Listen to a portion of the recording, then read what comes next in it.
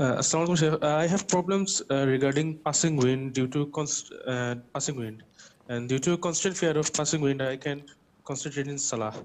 And sometimes I'm confused did I pass wind, and this causes me to lose my khushu in Salah, and I hasten to end my Salah. So how can I overcome this? One of two, my friend.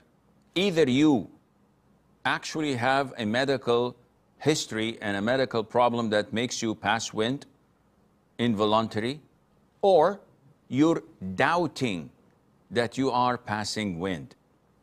If you have the former, if you do have a medical condition that makes you pass wind involuntary without any control, and this is frequent 24/7, in this case, the scholars say the moment the adhan is given, you can offer your wudu and then pray between the adhan time until the end of the time of that prayer without the need of renewing your wudu if you were to pass wind. Why? Because Allah says, فَاتَّقُوا اللَّهَ مَا اسْتَطَعْتُمْ. Fear Allah to the best of your ability, and this is the best of your ability. This is scenario number one, if you have a medical case. The second scenario is that you're not certain. And if you're not certain, we have a legal maxim, or what is known as a major fiqhi ruling, that states certainty is not affected by doubt. What backs this legal maxim is an authentic hadith where a man came to the Prophet ﷺ and said to him, "O Prophet of Allah, I may find something, a feeling, while offering prayer.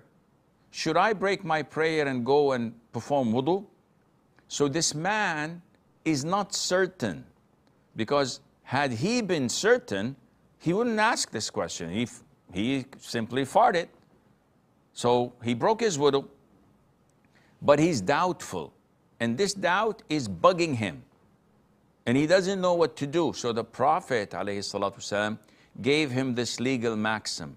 And he said to him, do not leave your prayer until you hear a sound, a popping sound of wind exiting Uranus, not the planet, but you know what, or you find an odor, an offensive smell, meaning that, whoa, this is definitely my tacos that I had a while ago. So if this happens, in this case, you broke your wudu for certain because you have evidence, the sound or the smell. But if it's just a doubt, it's just a movement, something that's moving and bugging you, ignore it. Continue in your salah. This is shaitan messing up with your head, and Allah knows best.